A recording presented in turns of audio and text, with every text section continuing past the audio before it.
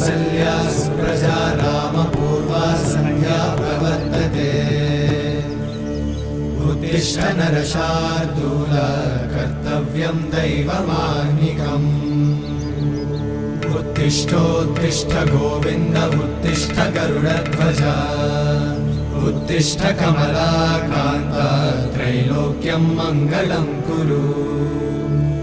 उत्तिष्ठोत्तिष्ठ गोविन्द उत्तिष्ठ गरुडध्वज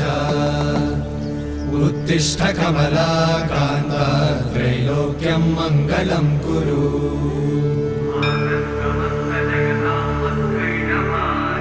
मातः समस्त जगतां मधुकैटभारे वक्षो विहारिणि मनोहर दिव्यमूर्ते श्रीस्वामि निश्चित जनप्रिय दानशीले श्रीवेङ्कटेश दयिते तव सुप्रभातम् तव सुप्रभातमरविन्दलोचने भवतु प्रसन्नमुखचन्द्रमण्डले विधिशङ्करेन्द्रवनिताभिरर्चिते वृषशैलनाथ दयिते दयानिधे अत्यादि सप्त ऋषयः समुपास्य सन्ध्या